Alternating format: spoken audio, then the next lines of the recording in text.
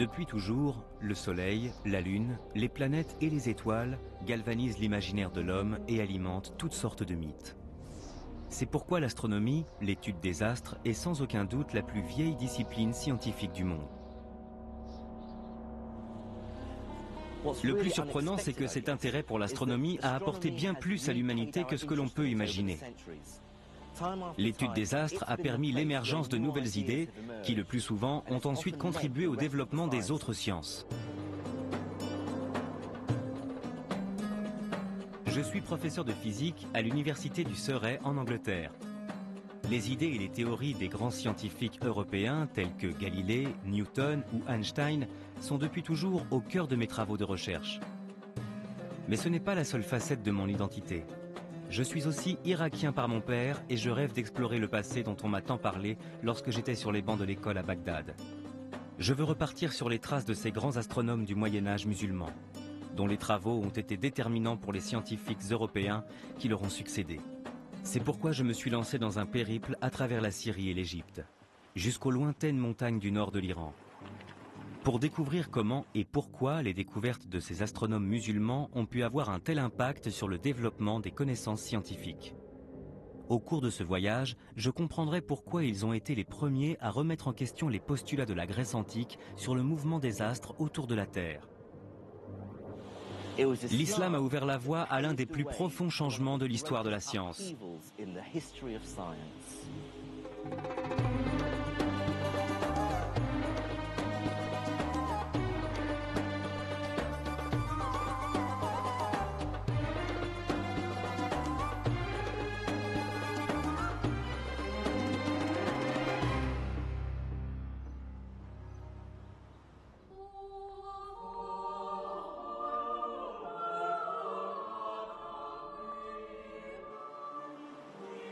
Je me trouve à l'université de Padoue, dans le nord de l'Italie.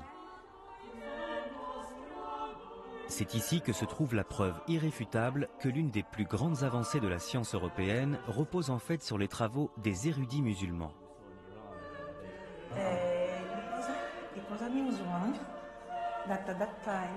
L'astronome Luisa Pigotti me conduit jusqu'au sommet de cet observatoire datant du XVIIIe siècle. En haut se trouve selon elle l'un des ouvrages les plus importants de toute l'histoire de la science. Voyons ce qu'on a ici. C'est la deuxième édition du Revolutionibus.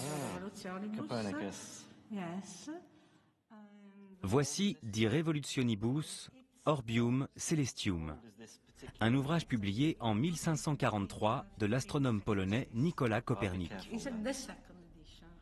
Ce livre est d'une importance majeure. Pour la première fois depuis l'époque de la Grèce antique, Copernic développe l'idée que toutes les planètes, y compris la Terre, tournent autour du Soleil. Pourtant, tout le monde avait une vision bien différente des choses depuis des milliers d'années. À l'époque, on pensait que la Terre était immobile et que les étoiles, le Soleil et les autres planètes tournaient autour d'elle. Et là, on voit tout son système solaire. Ah, et voilà, Sol, le Soleil. Ce dessin est très célèbre. Là, on voit la Terre, Terra, Avec la Lune. avec la Lune qui tourne autour. Ce livre est une œuvre majeure. Pour bon nombre d'historiens, il a marqué le début d'une véritable révolution scientifique en Europe. Il représente une première étape cruciale dans l'évolution qui a mené à la physique moderne. Je suis tout à fait d'accord. Toutefois, je trouve un peu étrange qu'aujourd'hui, personne ne parle des travaux dont Copernic s'est inspiré pour écrire cet ouvrage. Comme si toutes ces idées sortaient de nulle part.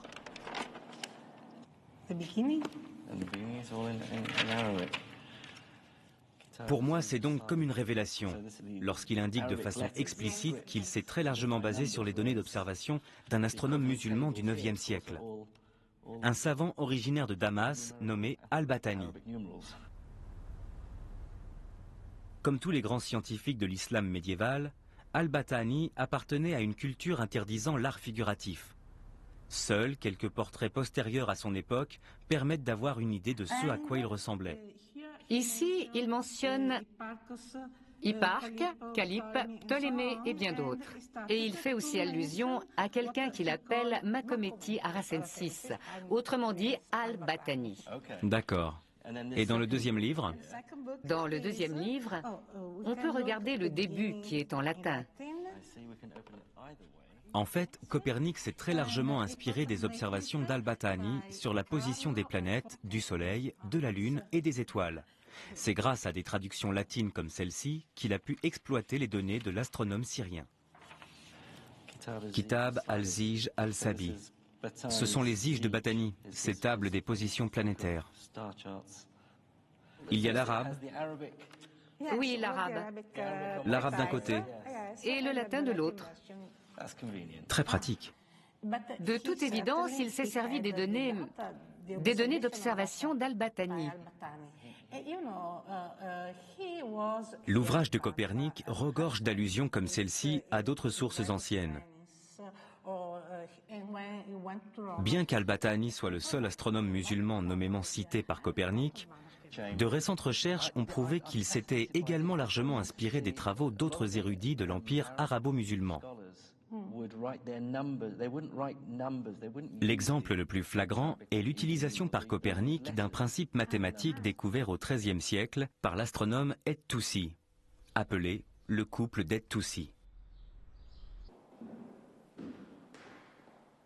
De retour en Angleterre, je compare une copie de l'ouvrage Al-Tazkira fil ilmil el-Aya d'et-Toussi avec une autre édition du Revolutionibus de Copernic.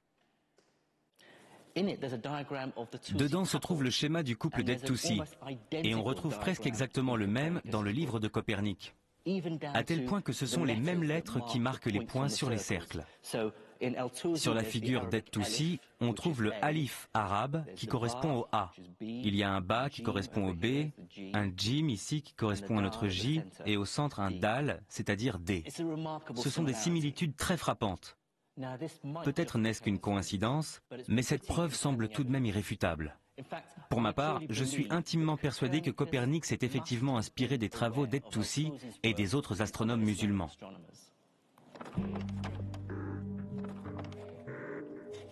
D'autres recherches ont également montré que les éléments mathématiques utilisés par Copernic pour calculer le mouvement des planètes étaient étrangement similaires à ceux développés par un astronome musulman du XIVe siècle, le Syrien Ibn al-Shatir. Pour certains historiens, ce n'est pas une coïncidence.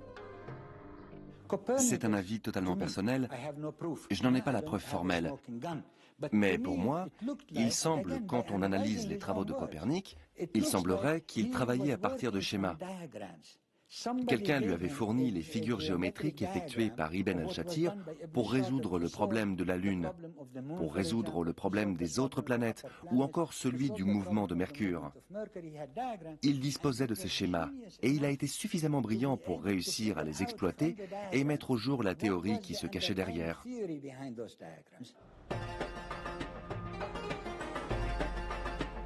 Ces idées venaient donc bien de quelque part.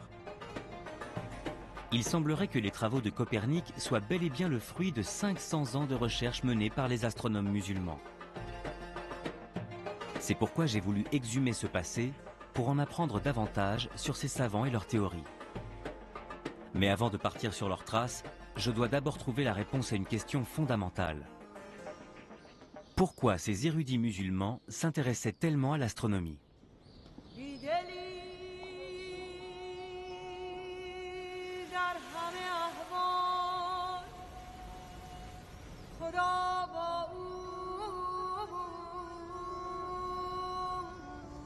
Voici la grande mosquée des Omeyyades de Damas, la capitale syrienne. C'est l'une des plus anciennes mosquées du monde. Ce que je m'apprête à découvrir ici est un véritable trésor. D'après le livre, il y aurait ici un cadran solaire au sommet du minaret à la russe, le minaret de la fiancée qui est là. Donc on va aller voir si c'est vrai ou pas. Je suis en compagnie du docteur Rim Turkmani, une astrophysicienne spécialiste de l'astronomie médiévale à l'Imperial College de Londres. Nous sommes à la recherche de l'un des cadrans solaires les plus précis du Moyen-Âge. Je suis d'autant plus impatient qu'il a été justement conçu par l'un des astronomes musulmans dont Copernic s'est si largement inspiré pour ses travaux Ibn al-Shatir. Mesurer le temps de façon très précise est essentiel pour les musulmans. Conformément au commandement du Coran, les croyants doivent effectuer 5 prières par jour à des horaires très précis.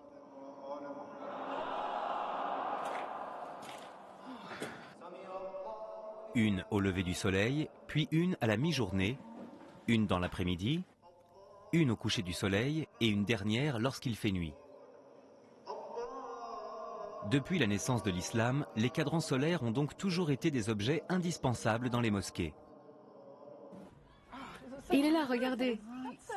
Exactement comme il est décrit dans le livre. Il était caché par le pilier. Pas étonnant qu'il ne sache pas où il était. Il est recouvert de fientes d'oiseaux. Donc on a 3 cadrans solaires. Le grand, c'est le principal, et il y a le cadran nord et le cadran sud. Il y a une ligne ici pour la salat Zour, la prière de la mi-journée. Et il y en a une autre pour la prière de l'après-midi. Ibn al-Shatir a calculé la position de ces lignes de façon à ce que le cadran indique l'heure exacte tout au long de l'année, même lorsque la durée des journées changeait. De cette façon, ils avaient un chronomètre. C'est très important. Donc il s'asseyait ici, il regardait l'ombre. Et quand c'était l'heure de la prière, il le signalait au muezzin pour qu'il commence son appel à la prière. La précision à la minute près du cadran solaire d'Ibn al-Shatir prouve que dans l'Empire islamique, les savants observaient les corps célestes de façon extrêmement méticuleuse.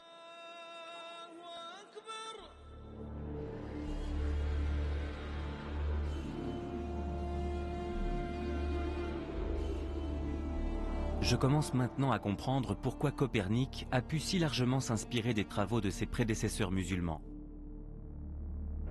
Je veux en savoir davantage sur l'homme à l'origine des tables astronomiques et des données auxquelles Copernic fait explicitement référence dans ses travaux Al-Battani. Al-Battani est né en 858 dans le nord de la Turquie. Observer le ciel pour obtenir les mesures astronomiques les plus précises possibles était pour lui une véritable obsession. L'histoire raconte qu'Al-Battani avait l'habitude d'observer le ciel depuis cette montagne. C'était son observatoire. À partir de 877, Al-Battani se consacre à un projet qui lui prendra plus de 40 ans. D'abord depuis son observatoire de Raqqa, puis de celui de Damas, il va observer le ciel pour tenter de déterminer la durée exacte d'une année orbitale. Voici une copie du manuscrit original. Je vais vous montrer le chapitre qui explique comment il a procédé pour calculer la durée de l'année. C'est le chapitre 27. D'abord, il commence par citer les données obtenues par les Égyptiens et les Babyloniens, et il donne le résultat auquel ils étaient arrivés. Les prédécesseurs d'Al-Battani avaient calculé qu'une année durait 365 jours, 6 heures et un peu plus de 10 minutes. Pour affiner ce calcul, Al-Battani va certes utiliser son ingéniosité, mais aussi cet objet, une sphère armillaire. Cet appareil lui permettait de mesurer les variations de l'ombre au cours de l'année. Grâce à ces informations, il a pu déterminer le jour précis de l'année où le jour et la nuit durent exactement le même laps de temps. Autrement dit, un équinoxe. Et il a ensuite refait les mêmes mesures pendant 40 ans. Mais ce n'est pas le plus intéressant. Il a ensuite consulté un manuscrit grec écrit 700 ans plus tôt et noté à quelle date précise de l'année son auteur avait lui aussi situé l'équinoxe. Il disposait ainsi de 2 données essentielles. Le nombre de jours entre les 2 observations, mais aussi le nombre d'années. Il a donc divisé le premier nombre par le second pour finalement arriver à un résultat surprenant. Une année dure 365 jours, 5 heures, 46 minutes et 24 secondes. Il a obtenu un nouveau résultat, et il n'avait que 2 minutes d'écart avec les observations modernes. 2 minutes, la durée de l'année à 2 minutes près. Tout à fait.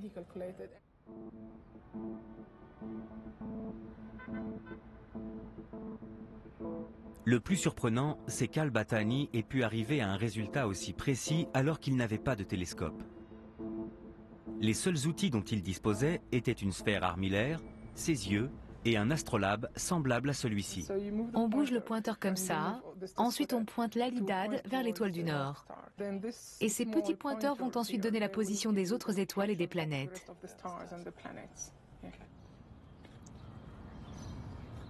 Malgré des outils rudimentaires, on trouve dans les travaux d'Al-Battani un schéma extrêmement précis prouvant qu'il a trouvé une obliquité de la Terre inférieure à 24 degrés, c'est-à-dire environ un demi-degré de différence avec nos données modernes.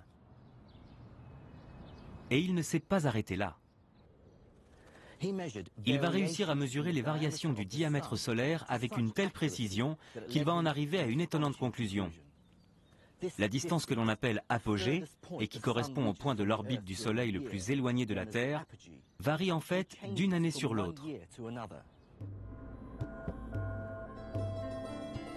Les tables d'Al-Battani sur la position du Soleil et de la Lune, auxquelles Copernic fera référence quelques 600 ans plus tard, vont également définir de nouveaux standards de précision. Al-Battani et ses confrères musulmans étaient donc bel et bien d'excellents observateurs. Et après, me direz-vous? Eh bien, leurs observations vont peu à peu les mener à se demander si la théorie des érudits grecs qui prévaut à l'époque, selon laquelle tous les astres tournent autour de la Terre, ne devrait finalement pas être remise en question.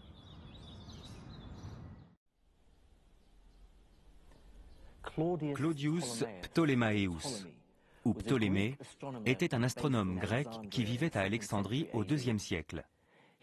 Il a écrit l'un des textes les plus importants de l'astronomie, l'Almageste, un ouvrage qui reprend toutes les connaissances des savants grecs de l'époque sur le monde céleste. Ptolémée croyait que le Soleil, la Lune, les planètes et les étoiles étaient placés sur des sphères de cristal qui tournaient autour de la Terre. La Lune était sur la sphère la plus proche de la Terre, puis venait celle du Soleil et des autres planètes. Et enfin, il y avait une dernière sphère sur l'extérieur où l'on trouvait toute une série d'étoiles. Nous, les êtres humains, étions donc au centre de l'univers, et tous les astres étaient en rotation autour de la Terre. Mais Ptolémée va lui-même se rendre compte que cette vision mathématiquement idéalisée d'un univers organisé en sphères parfaitement concentriques n'est pas sans poser quelques problèmes. Notamment en ce qui concerne le mouvement circulaire des planètes. Lorsqu'elles bougent dans le ciel étoilé, leur vitesse est irrégulière. Elles apparaissent plus ou moins grosses et font même parfois un tour sur elles-mêmes. Ptolémée va tenter de justifier ce phénomène en expliquant que les planètes sont en fait installées sur des petites sphères appelées épicycles, qui elles-mêmes tournent le long d'une plus grosse sphère, appelée le déférent.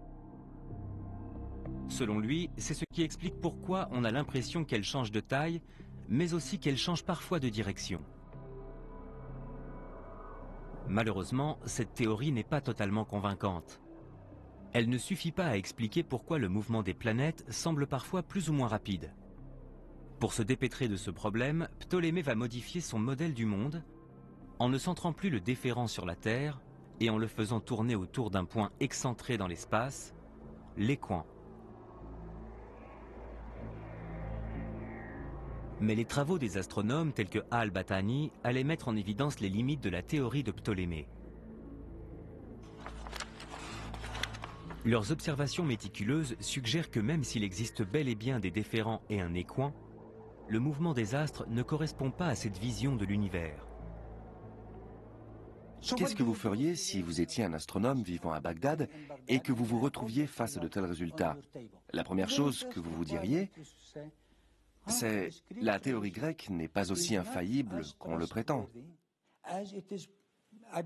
Et donc, ils vont se dire, si les valeurs fondamentales de la tradition astronomique des Grecs sur lesquelles nous nous basions se révèlent être fausses, alors quelles sont les autres valeurs qui le sont aussi?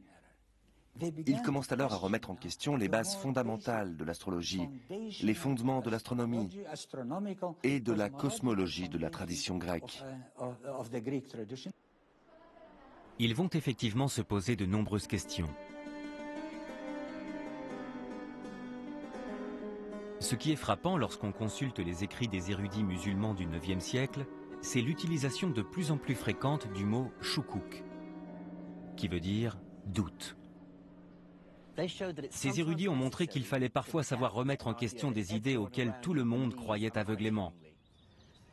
Les doutes des savants musulmans sur l'astronomie grecque ont marqué le début du long processus qui allait finir par infirmer la théorie selon laquelle la Terre était au centre de l'univers.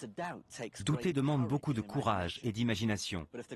Mais ce que prouve surtout cette remise en question du savoir grec par les astronomes musulmans, c'est que le doute, ou shukuk, est justement ce qui permet à la science d'avancer.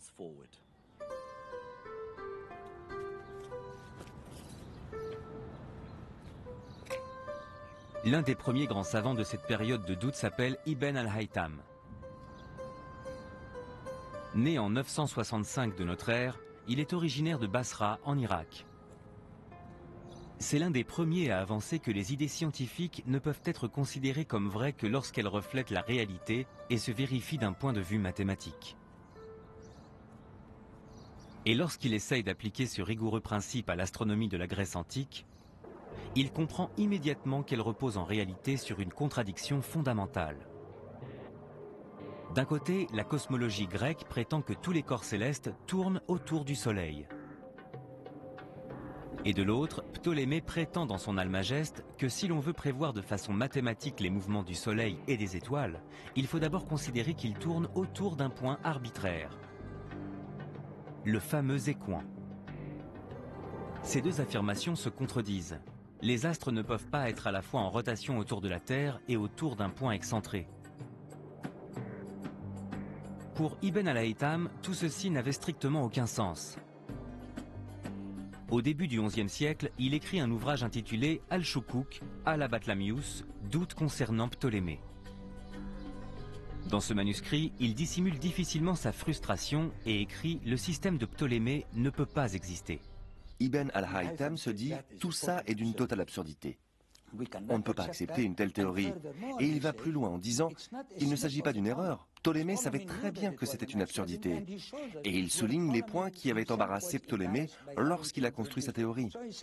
Pour lui, il y a un problème fondamental dans ce raisonnement. Les Grecs savaient, Ptolémée savait qu'il partait dans une mauvaise direction. Mais pour autant, Ibn al-Haytham n'avait rien d'autre à proposer. Et il laisse entendre par là, aux autres maintenant de proposer mieux, aux autres de résoudre ce problème. Et pour moi, c'est ce qui a orienté les recherches de tous les astronomes qui allaient lui succéder. Ibn al-Haytham vient de lancer un défi aux astronomes qui vont lui succéder. Ils devront trouver une explication au mouvement des astres qui à la fois se vérifient d'un point de vue mathématique et qui correspondent à leurs observations. C'est finalement Copernic et les autres astronomes européens qui apporteront la réponse à cette question. Mais une avancée fondamentale a cependant lieu un peu plus tôt.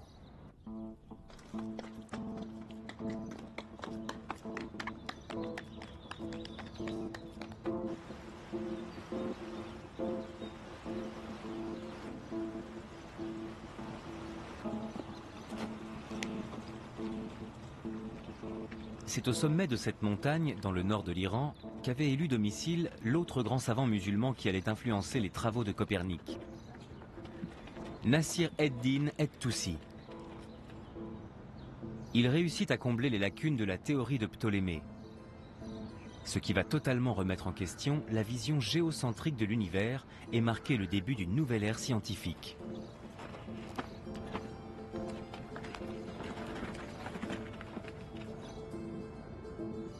Voici la forteresse d'Alamout, où et-Toussi s'était installé. Pendant de nombreuses années, cette forteresse a abrité une secte musulmane, celle des Ismaéliens.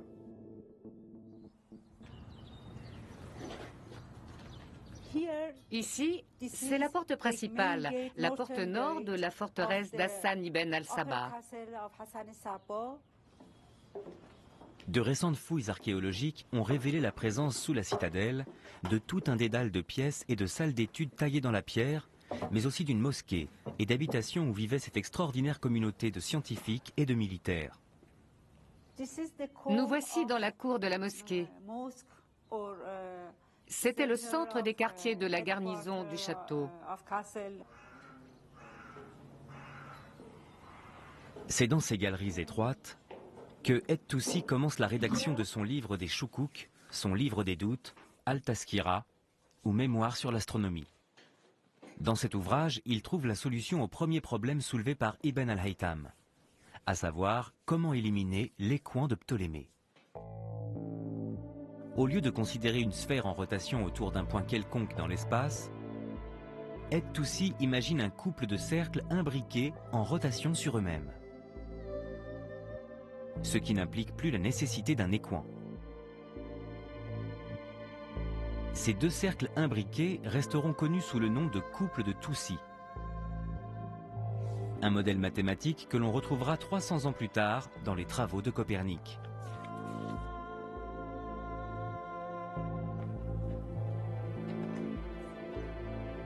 Une fois résolu le problème de l'écoin, Et-Toussi va tenter d'achever ce que son prédécesseur, Al-Haytham, a commencé 200 ans plus tôt.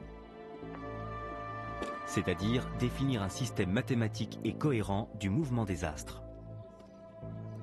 Mais pour y parvenir, il doit pouvoir exploiter de meilleures données d'observation, ce qui nécessite un équipement plus important et plus performant que celui dont il dispose à Alamut. Survient alors un événement qui va bouleverser la vie d'Et-Toussi: l'invasion mongole.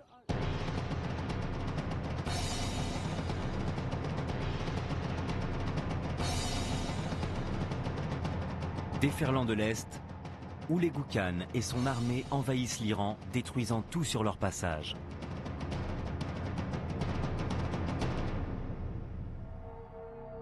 En 1225, les Mongols atteignent la forteresse d'Alamut et tentent de s'en emparer. Et-Toussi va alors déployer des trésors de diplomatie qui vont lui permettre d'échapper au massacre, mais aussi de satisfaire ses ambitions scientifiques.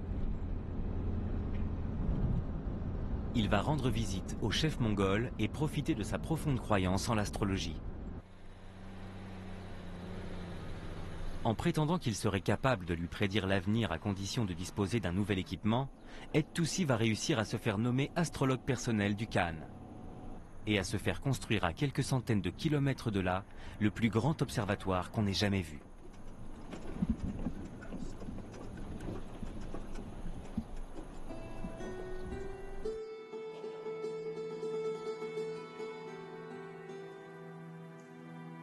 Voici tout ce qu'il reste aujourd'hui de l'observatoire de Maraga. Le principal instrument d'observation était caché sous le dôme de l'observatoire. Le nouvel observatoire d'Et-Toussi se composait d'un unique et immense bâtiment. À l'intérieur se trouvait un imposant arc en métal, une sorte de bras armillaire de 10 mètres de haut. Sur ses bords étaient inscrites les graduations des angles en degrés et en minutes. Les scientifiques alignaient l'astre qu'ils étudiaient avec un point situé au centre de l'arc. Il leur suffisait ensuite de lire les graduations pour connaître de façon précise la position exacte de cet astre dans le ciel.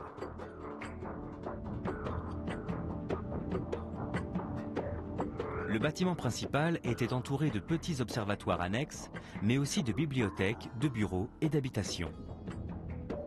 L'observatoire disposait même de sa propre mosquée.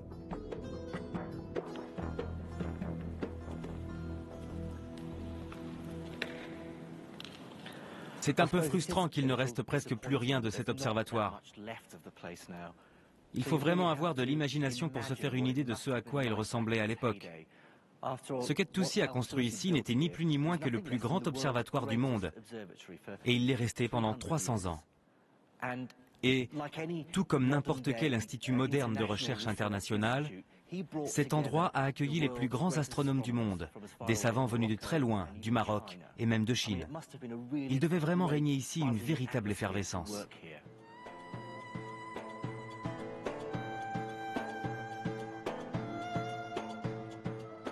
Grâce à ce nouvel observatoire et à son équipe d'astronomes, Et-Toussi peut désormais poursuivre le rêve d'Al-Haytham.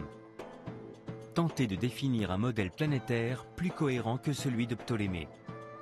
Ses confrères et lui vont d'abord s'attaquer aux mathématiques. En plus du couple de Toussi, ils inventent d'autres systèmes du mouvement des astres. Grâce à ces nouveaux systèmes, ils peuvent calculer de nouveaux modèles mathématiques correspondant au mouvement de la plupart des corps célestes.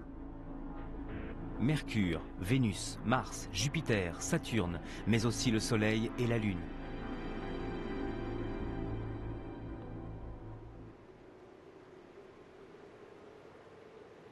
Toussy et l'équipe d'astronomes qu'il avait réunis autour de lui ont été à l'origine de ce que l'on appelle aujourd'hui la révolution de Maraga.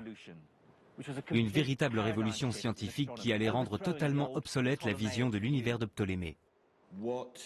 Ce qu'ont fait les savants et les astronomes comme Toussy, c'est qu'ils sont parvenus à modéliser de façon cohérente l'astronomie d'un point de vue mathématique, et ce avec une exactitude sans précédent.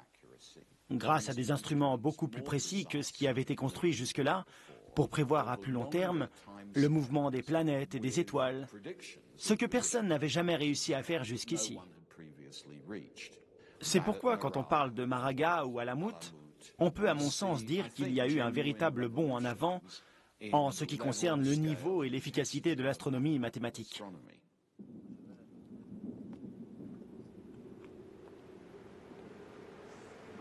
Mais il reste un problème à résoudre.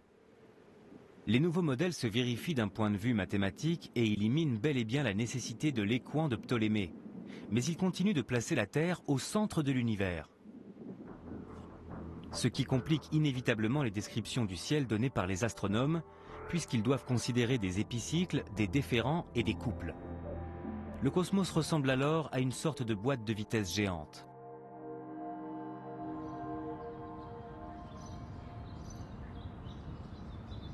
Il va falloir une bonne dose d'imagination pour franchir une étape supplémentaire dans cette aventure. Et cette nouvelle étape va être franchie à 3200 km d'ici.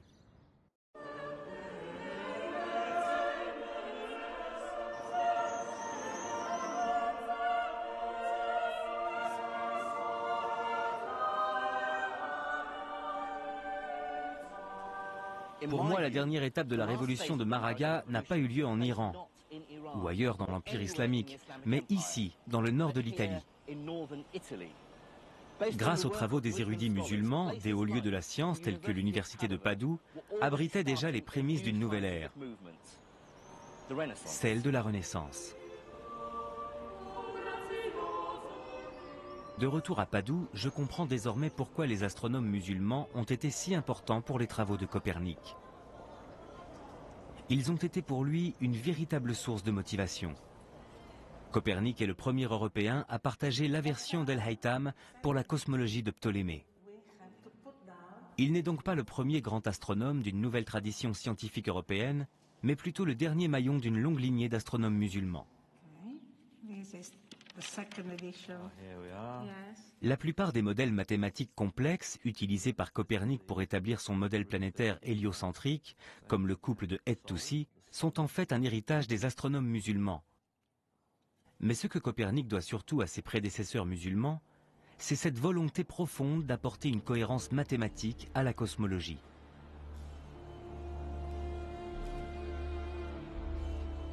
Les idées de Copernic vont marquer le début d'une ère d'avancées scientifiques qui déboucheront sur la découverte de la gravité par Sir Isaac Newton.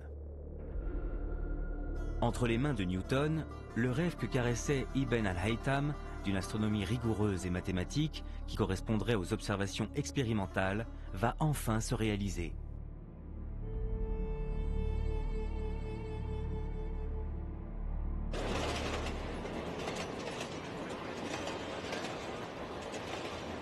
Mais cette histoire pose deux questions fondamentales. Pourquoi le grand projet scientifique entamé par les astronomes musulmans s'est-il achevé en Europe et pas au Moyen-Orient? Et surtout, comment les connaissances des érudits musulmans ont-elles pu arriver jusqu'aux scientifiques européens?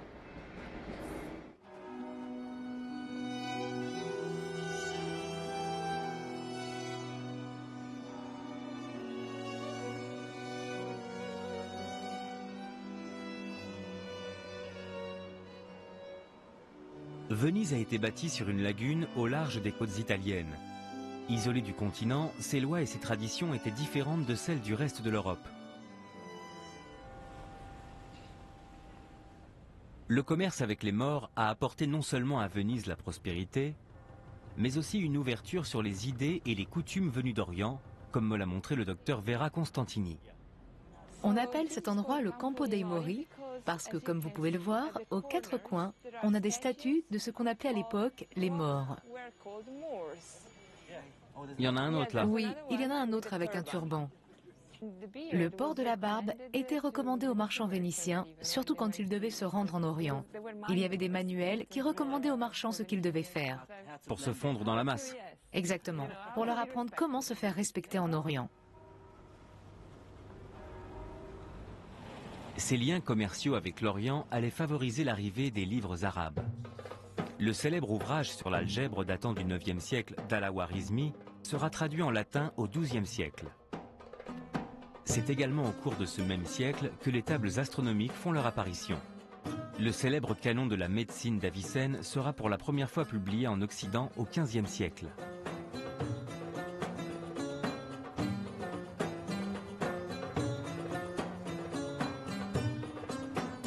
Cet afflux de nouvelles connaissances semble avoir coïncidé avec un grand bouleversement historique. Le centre névralgique du monde scientifique se déplace peu à peu de l'empire musulman vers l'Europe. C'est là qu'auront lieu les plus grandes avancées à partir du XVe siècle.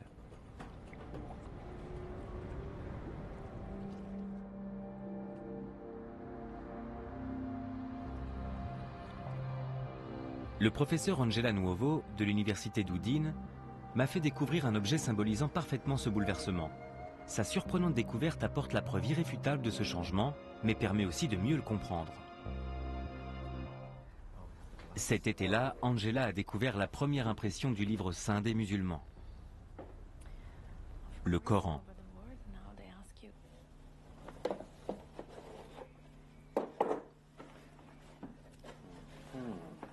C'est la première fois qu'elle a l'occasion de revoir cet ouvrage depuis qu'elle l'a découvert il y a 20 ans. Je suis très surpris que le premier exemplaire du Coran à avoir été imprimé l'ait été à Venise et non dans un pays de l'empire arabo-musulman. Dès la première lecture, je m'aperçois immédiatement qu'il a été imprimé par des gens ne maîtrisant pas complètement l'arabe.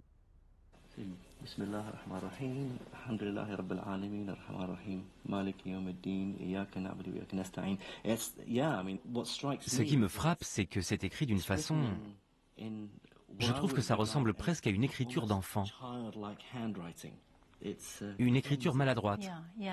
Oui, c'est vrai. C'était la première fois qu'on essayait de reproduire l'écriture manuscrite avec des caractères mobiles.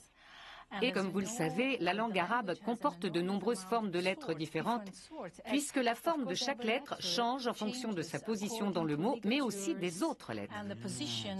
Oui, évidemment. Par exemple, le mot zalika, qui signifie 7, eh bien là, le tiret devrait être sous le L, au lieu d'être au-dessus. Donc ils ont fait une faute. Au lieu d'écrire zalika, ils ont écrit zalaka. L'arabe n'était probablement pas la langue maternelle des gens qui l'ont imprimé. C'est sans doute pour cette raison qu'on trouve des erreurs dans le texte qui, bien sûr, sont considérées comme un péché. Évidemment, puisque pour les musulmans, le Coran est écrit dans la langue de Dieu, et donc on ne peut changer son texte. Si on le fait, c'est un péché.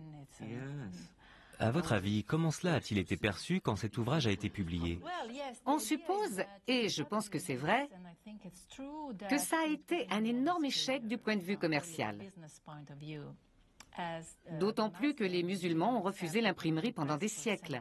Il y a donc de fortes chances que tous les autres exemplaires de ce livre aient été détruits.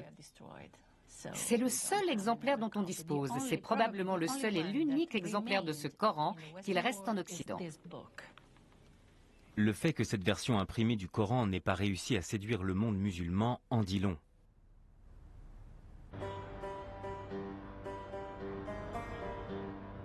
C'est justement la précision de la langue arabe qui avait permis le développement des sciences dans l'empire arabo-musulman 800 ans plus tôt. Grâce à plus de 70 formes de lettres différentes et aux nombreux signes graphiques indiquant la prononciation et le sens des mots, elle avait permis à tous les érudits de communiquer à travers une seule et même langue commune.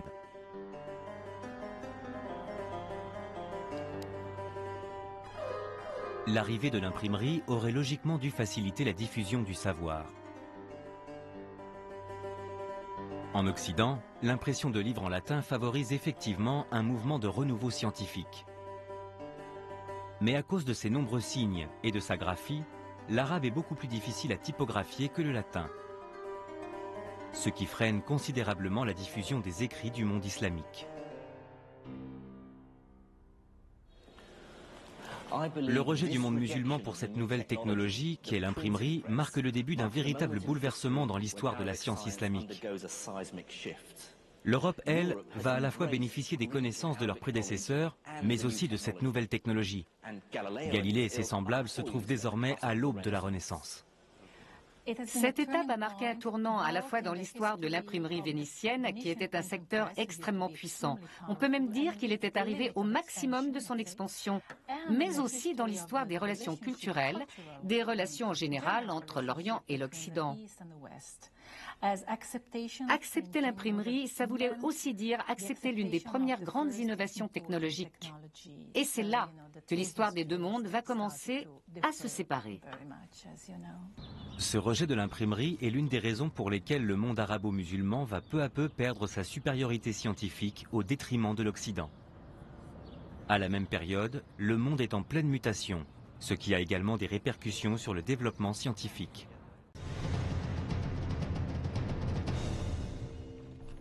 En 1258, les Mongols envahissent Bagdad, la capitale de l'Empire. L'histoire raconte que pendant des jours, les eaux du Tigre et de l'Euphrate étaient noires à cause de l'encre de tous les livres qu'ils ont détruits.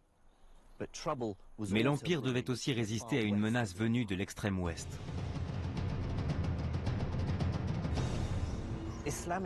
L'Espagne musulmane, qui s'était déjà morcelée en plusieurs royaumes, devait maintenant faire face à une nouvelle menace venue du nord, celle d'une chrétienté réunifiée et déterminée à reconquérir son territoire. La reconquête du royaume d'Espagne par les chrétiens dure plusieurs siècles. Elle atteint son apogée au XVe siècle lorsque l'armée de Ferdinand II et Isabelle de Castille attaque Grenade. En 1492, le dernier bastion musulman tombe aux mains des rois catholiques. Après la reconquête, les chrétiens vont chercher à effacer toute trace de l'occupation musulmane et détruire les vestiges de cette civilisation. En 1499, ils feront brûler ici, sur cette place, tous les manuscrits arabes des bibliothèques de la ville de Grenade. Seuls quelques rares textes médicaux échapperont à la destruction. Et environ 100 ans plus tard, il ne reste plus aucun musulman en Espagne. Ils ont tous été tués ou chassés du royaume. À la même époque, les chrétiens de l'Europe de l'Est se lancent à la reconquête de la Terre Sainte et partent en croisade contre l'islam. Déterminés à imposer la chrétienté dans la région du Levant et à reconquérir la ville sainte de Jérusalem, les croisés lancent une attaque massive sur le nord de la Syrie. Ils prennent rapidement possession du château pour en faire une place forte. D'ici, ils vont ensuite marcher sur Jérusalem pour accomplir ce qu'ils estiment être leur mission. Face aux attaques de ses voisins, l'Empire s'effondre et se morcelle en plusieurs royaumes ennemis. Les Mamelouks, d'anciens esclaves, prennent le pouvoir en Égypte. Au XIIIe siècle, la dynastie berbère des Almohades contrôle le Maroc et l'Espagne. Et le nord de la Syrie et de l'Irak sont divisés en une multitude de petits royaumes. Mais pour la plupart des historiens, la principale raison de la fin de l'âge d'or de l'Empire arabo-musulman est un autre événement, survenu en 1492. Cette année-là, la géographie politique du monde est totalement bouleversée, lorsqu'un certain Christophe Colomb découvre les Amériques. Ce phénomène s'explique par la découverte du Nouveau Monde en 1492. La conséquence immédiate, c'est que d'énormes quantités d'or et d'argent vont venir remplir les coffres des familles royales de l'époque, qui vont ensuite avoir une politique impérialiste et établir des colonies un peu partout dans le monde. Développement scientifique rime donc avec puissance économique. Au cours du XVIe et du XVIIe siècle, les richesses, le pouvoir et donc le renouveau scientifique vont se concentrer en Italie et en Espagne, puis en Grande-Bretagne. Au XVIIe siècle, l'Angleterre se retrouve au centre du commerce maritime avec les Amériques et peut se permettre d'investir dans la science. C'est pourquoi le premier grand ouvrage scientifique, Principes mathématiques de philosophie naturelle d'Isaac Newton, qui explique le mouvement des astres, n'a pas été publié à Bagdad, mais à Londres. Pour réaliser ces travaux, il lui fallait des données extrêmement précises qui avaient été récoltées dans le monde entier. Il lui fallait une sorte d'inventaire mondial de données d'observation et de relever. Il lui fallait la hauteur des marées, la position des comètes et des planètes, le rythme du balancier des pendules. Bref, c'était un projet à l'échelle mondiale, un travail absolument pharaonique. Et bien entendu, bon nombre de ces observations, de ces modèles mathématiques, avaient été développés au départ par les astronomes musulmans d'Égypte, du Proche-Orient et d'Asie centrale. Mais les musulmans vont subir un autre revers. Les guerres, l'isolement politique et religieux, mais aussi la perte de leur monopole commercial, vont peu à peu avoir raison de la richesse des nations musulmanes, ce qui va se répercuter dans le domaine scientifique. Mais cela ne suffit pourtant pas à expliquer pourquoi les travaux des érudits musulmans sont tombés dans l'oubli. Il ne faut en effet pas oublier que lorsque les Européens commencent à coloniser le Moyen-Orient et l'Asie, ils contribuent activement à répandre l'idée que les civilisations qu'ils trouvent à leur arrivée sont moribondes et en plein déclin. Il semble que les Anglais et les Français ont eu du mal à admettre l'idée de coloniser et de soumettre des civilisations dont les connaissances et le savoir scientifique avaient pu être aussi avancés que les leurs. Ils se sont donc évertués à donner une certaine image du monde musulman. Grosso modo, leur discours était « oui, cette civilisation a connu un âge d'or, ils ont eu de grands érudits et de grands philosophes, mais aujourd'hui, ils sont en plein déclin ». D'une certaine façon, ce point de vue leur permettait de rendre leur expansion et leur colonisation beaucoup plus acceptables sur le plan moral. L'une des évolutions les plus intéressantes, à mon avis, dans l'histoire des relations entre les Européens, entre l'Occident et les autres cultures, c'est qu'il y a eu une sorte de renversement de situation qui a eu des conséquences énormes et catastrophiques parmi les Européens. En particulier, quand ils ont commencé à se demander en quoi ils étaient supérieurs aux autres civilisations. Il ne faut pas oublier qu'ils avaient tendance à systématiquement considérer qu'ils étaient supérieurs au reste du monde. Donc, pendant très longtemps, tous les Européens, comme les Anglais par exemple, pensaient que leur supériorité résidait dans leur religion. Mais à partir du XVIIIe siècle, les choses commencent à changer. C'est-à-dire que les Européens ne vont plus considérer que leur supériorité réside dans leur religion, mais qu'elle réside dans leur niveau de connaissance scientifique et dans leur technologie. Un raisonnement qui va finalement donner naissance à la fameuse citation « Nous avons la mitrailleuse et pas eux ». Les Européens de cette époque voulaient bien plus ou moins admettre que par le passé, la civilisation musulmane avait par exemple effectivement été à l'origine de grandes avancées dans le domaine scientifique. Mais pour eux, cet âge d'or était terminé. Donc à leurs yeux, même l'astronomie musulmane et indienne contemporaine était perçue à tort comme étant très ancienne. Parce que si elles étaient très anciennes, ça voulait dire que les civilisations sur lesquelles ils prenaient le dessus étaient en plein déclin. Ce qui était tout à leur avantage. Pour certains spécialistes, les conséquences de cette vision des choses sur l'histoire de la science islamique se ressentent encore dans le monde musulman d'aujourd'hui. Le monde musulman et le monde arabe ignorent leur histoire, parce que cette histoire a été volontairement effacée pendant la colonisation. Et malheureusement, quand ils la redécouvrent aujourd'hui, ils ne la redécouvrent que par bribes.